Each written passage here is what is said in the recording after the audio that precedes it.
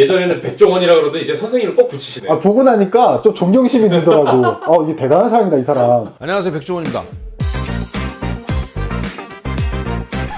안녕하세요. 안녕하세요. 쭈ung굴입니다. 에드입니다. 네.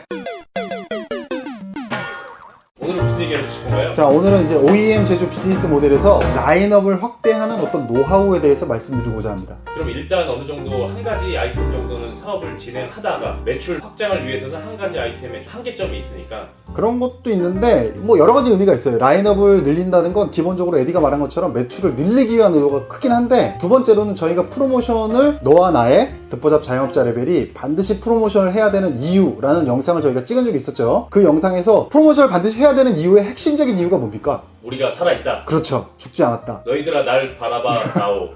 그렇죠. 그런 이유에서 프로모션을 해야 되는 것처럼 제품 라인업을 늘리는 이유도 마찬가지입니다.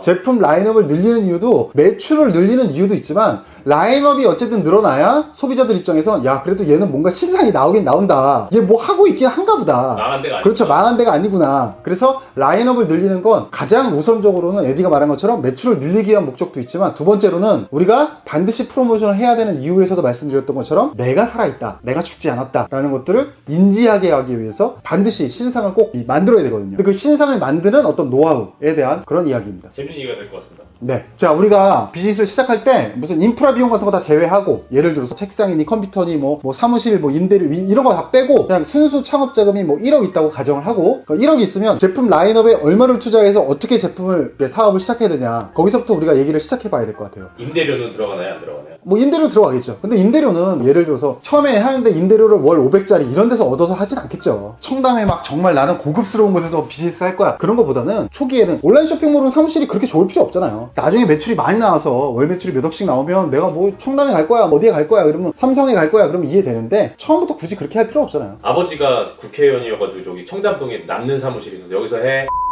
하여튼 그런 거 떠나서, 그러니까 결국에는 운영비용이나 이런 것들도 있긴 있을 텐데, 그거 다 빼고 일단 내가 1억이 있다 가정했을 때 라인업에 얼마를 투자하는 게 바람직한가. 제 생각에는 한 30에서 40, 3천에서 한 4천만 원 정도를 제품 라인업에 딱 넣고 제품을 출시시키는 게 제가 볼 때는 베스트입니다. 그거를 내가 1억이 있다 그래서 거의 9천만 원 정도를 올인해가지고 제품을 딱 찍었다, 그러면 1천만 원밖에 안 나왔잖아요. 당장 마케팅은 뭔 돈으로 할 거야?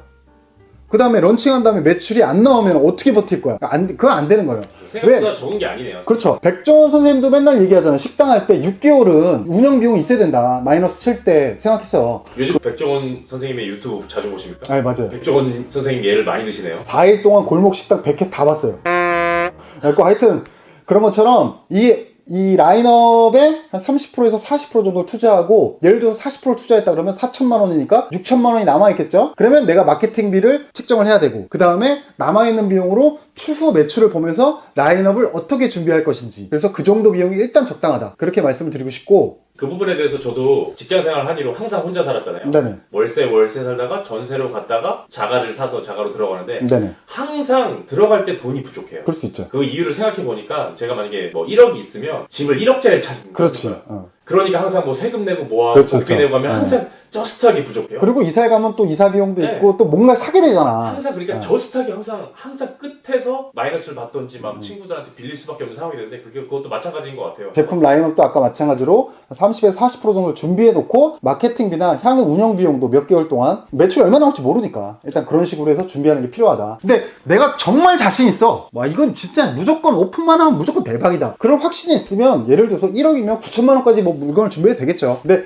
저는 추천하진 않습니다. 성공하신 분들 보면 1억이 있으면 제품에 3억을 투자하더라고요. 가능해? 그래서 망해서 지금 이혼하고 그러다가 나중에 그래도 크게 성공하죠. 그러니까 아까 얘기했지만 1억이 있는데 제품을 9천만 원 정도 준비했을 때 만약에 그게 망하면 이걸 어떻게 할 수가 없는 거야. 근데 3천만 원, 4천만 원 정도 해서 매출이 안 나오고, 예를 들어서 내가 생각한 성과가 안 나와. 그러면 다른 제품을 런칭해서 반전이나 혹은 마케팅비를 좀 과다하게 투자해서 예를 들어서 본전 이상까지 회수할 수도 있는데, 이거는 90% 정도, 막 80%, 90%를 제품 라인업에 투자했다가 원하는 결과가 안 나오면 손 쓸 수 있는 게 없어요. 내가 운신할 수 있는 폭이 없어. 이게 되게 리스크한 거죠. 네. 제가 3억, 마이너스 3억 얘기한 분들은 0.0001%에 자신을 던져서 불태워서 성공하신 분도 있다. 그러니까 뭐 지나치는 확신, 자기 확신, 그 다음 대부분 얘기하는 게 이거잖아. 내가 하면 될 줄 알았다. 내가 한다고 되질 않습니다, 여러분. 비즈니스라는 건 철저한 어떤 분석과 이 시장 상황과 여러 가지가 매칭이 돼야 성공하는 거지 그냥 난 성공할 거야 라는 거 하나만으로 성공하면 망하는 사람은 왜 생기겠어요. 그렇잖아요. 자, 그러면 라인업 확장에 대해서 얘기를 했는데 확장을 어느 정도 기간 내에 신상을 한다든지 그런 게 좋나요? 뭐 정해진 건 없어요. 뭐 정답은 있는 거 아닌데 사실 분기별에 신상을 하나씩 런칭해주면 좋죠. 그럼 1년에 한 4개 정도 되는 거니까 분기별로 하면 좋은데 기본적으로 이거는 매출이 어느 정도 나오냐 그 다음에 기존 라인업이 몇 개냐 이런 상황에 따라 다 예를 들어서 기존 라인업이 한 20개 있는데 그 다음 매출도 월 매출이 뭐 한 1, 2억 나온다. 그러면 분기별 하나씩 업데이트하는 게 좋은데 예를 들어서 기존 라인업이 3개밖에 없어. 그 다음 매출도 뭐 한 4천만 원밖에 안 나와. 근데 분기별 하나씩 신상을 낸다는 건 좀 현실적으로 어렵죠. 그러니까 아무리 못해도 우리가 6개월에 하나씩 신상은 좀 낸다고 생각을 하고 그걸 반드시 그렇죠. 적어도 그걸 반드시 지키진 않더라도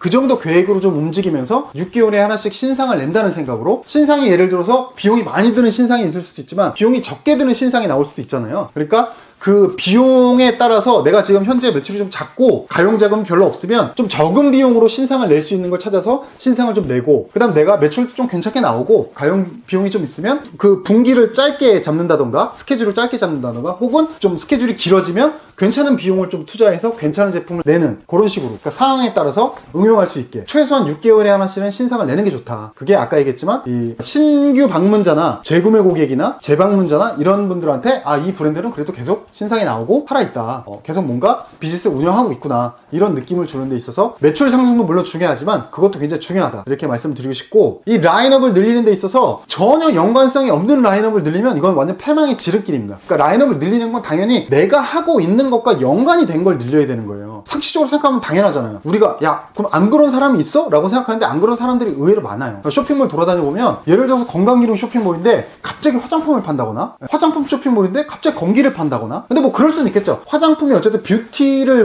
원하는 거니까 거기에 다이어트 제품까지는 그래도 혹은 어느 정도 맞고 혹은 뭐 이너뷰티 뭐 먹으면 예뻐진다 이런 컨셉까지 그래도 맞는데 갑자기 무슨 비타민제를 판다거나 간보호제를 판다거나 이런 건 너무 생뚱맞죠. 이거 안 맞잖아요. 그러니까 라인업을 늘린다는 게 무조건 제품 가짓수만 늘리는 게 좋은 게 아니에요. 내가 하고 있는 거에서 뭐가 부족하냐 뭐가 더 늘리는 게 맞냐 이런 것들은 단순히 그냥 머릿속으로 생각하는 게 아니라 시장 분석 경쟁사 나랑 가장 비슷한 경쟁사가 있는데 경쟁사 라인업이 뭐가 있냐 그럼 경쟁사 라인업이 1, 2, 3이 있는데 거기서 리뷰가 제일 많은 게 뭐냐 키워드 검색수가 제일 많이 나오는 게 뭐냐 이런 식으로 분석을 해서 이 제품과 이 제품의 궁합이 맞다 이렇게 분석되는 식으로 라인업을 늘려가야지 내가 무조건 라인업을 늘려야 되는데 전혀 생뚱맞은 거를 늘려가는 거는 안 맞는다고 볼 수 있는 거죠. 제가 요즘 카페를 다니다 보면 개인 카페들의 그런 성향이 많은데 카페에 뜬금없이 신발을 판다거나 티셔츠가 걸린 데도 좀 있어요. 그 전혀 안 팔리죠. 그러니까 아무래도 뭐 친구들이 야 너 카페 공간 있으니까 이 한 켠에 이거 넣으면 좀 팔리면 좋고 아니면 안 좋잖아. 한번 해보자라고 했긴 했겠지만 우리도 늘 얘기하는 스타벅스 예를 들어보면 스타벅스 티셔츠 안 팔잖아요. 그렇죠. 뭐 나올 수도 있겠지만 커피와 관련된 커피를 먹을 때 텀블러라든지 그런 그렇죠. MD 상품이 되게 잘 돼 있잖아요. 그렇죠. 근데 이제 개인 사업자들에 보면 그렇게 말씀하신 대로 자기랑 안 맞는 아이템들을 그냥 마구잡이로 놓으면 어때라고 하겠지만 저는 그게 되게 거슬리더라고요. 그렇죠. 그러니까 예를 들면 누구나 이 얘기를 들으시면 야 그런 뭐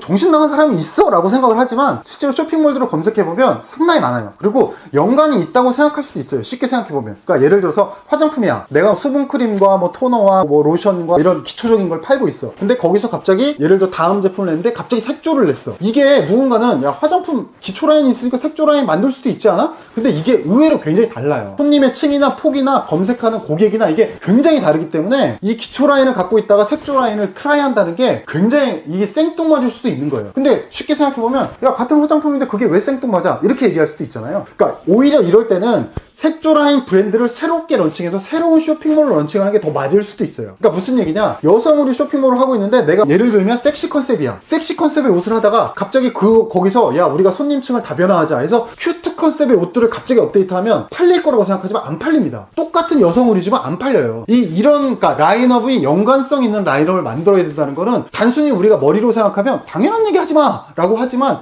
실제로 그걸 분석하는 건 되게 어려운 거예요. 이 라인업과 내가 어떤 게 매칭이 되어 있는지 분석한다는 건 굉장히 다양한 작업들이 포함돼요. 키워드 조회수부터 시작해서 다른 제품들, 경쟁사들 분석하고 경쟁 상품들 분석하고 거기에 달린 어떤 리뷰수, 키워드 조회수 실제로 얼마나 고객이 구매하나 등등 그 다음에 이 제품 제품의 특징은 뭐고 이 제품의 특징은 뭐고 우리가 어떻게 이걸 조합할 거면 이런 식으로 굉장히 다양한 분석을 통해서 라인업을 늘려가야 되는 거예요. 그냥 내가 머릿속으로 생각했을 때 야 우린 여성으로니까 다음엔 여성으로 이거 여성으로 이거 이런 식으로 하는 거는 연관성 있는 제품의 라인업이 아니에요. 그건 그냥 나 혼자만의 생각일 뿐이지 그런 식으로 라인업을 늘리면 안 된다는 걸 말씀드리는 거예요. 그러니까 라인업은 반드시 분석을 통해서 나와 연관 있는 걸로 최소한 6개월에 하나씩 계속 라인업을 늘려야 된다. 그 말씀을 드리는 거고 그 다음에 라인업을 늘리는 게 능사만은 아닙니다. 그러니까 무슨 얘기냐? 예를 들어서 내가 라인업 한 3개로 시작했어. 그 다음 매출이 한 3천 나왔어. 근데 라인업을 꾸준히 늘려서 이제 라인업이 20개가 됐어. 그 다음 월 매출이 한 3억 정도 나왔어. 제가 화장품 운영하던 게 그 정도 상황이었습니다. 라인업이 30개까지는 아니고 한 20개 정도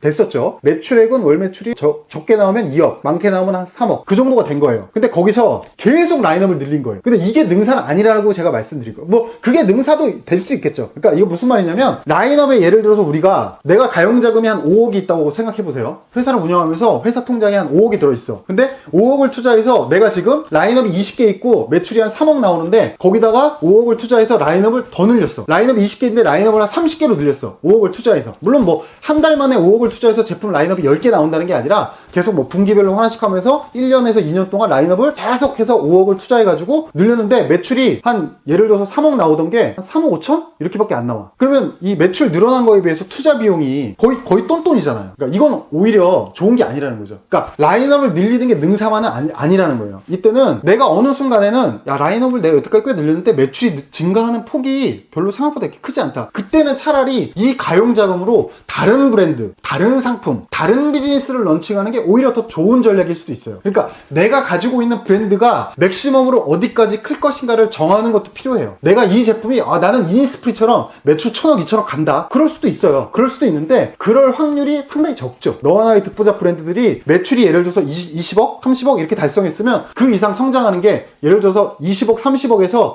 40억, 50억으로 성장하는 것보다 새로운 브랜드를 런칭해서 10억, 20억짜리 비즈니스를 만드는 게 더 쉬울 수가 있어요. 그러니까 라인업 늘리는 게 능사는 아니다. 내가 여기서 어느 순간에 라인업 늘리는 걸 조금 더디게 예를 들어서 지금까지는 분기에 하나씩 늘렸다면 야 이제는 이 브랜드는 어느 정도 성숙한 것 같아. 그러면 1년에 하나씩 늘리가 혹은 뭐 6개월에 하나씩 뭐 8개월에 하나씩 늘리자 하고 이 나머지 가용자금으로는 다른 브랜드, 다른 상품군, 다른 비즈니스를 런칭해서 또 다른 비즈니스를 운영하고 거기를 또 집중해서 여기 매출을 10억, 20억 이렇게 늘리고 그래서 하나의 회사에서 브랜드를 한 개만 운영한다는 생각을 하지 말고 브랜드를 3개, 4개, 5개, 10개 쇼핑몰을 그렇게 똑같이 다양하게 운영을 하면서 사업부를 여러 개로 가져가는 게 오히려 더 나은 선택일 수가 있는 거죠. 혹은 법인을 별도로 만들 수도 있는 거예요. 별도의 법인을 만들고 왜냐면 내가 대표여도 이 법인 다 내가 대표일 수 있거든요. 그러니까 법인을 별도로 만들어서 따로따로 관리하면서 새로운 비즈니스를 하는 게 더 나을 수도 있다. 그러니까 어떤 상황에서 내가 지금 라인업을 늘리는 게 맞는 상황인가 혹은 내가 다른 비즈니스를 런칭하는 게 맞는 상황인가를 잘 구별해내야 되는 거예요. 역시 이것도 그냥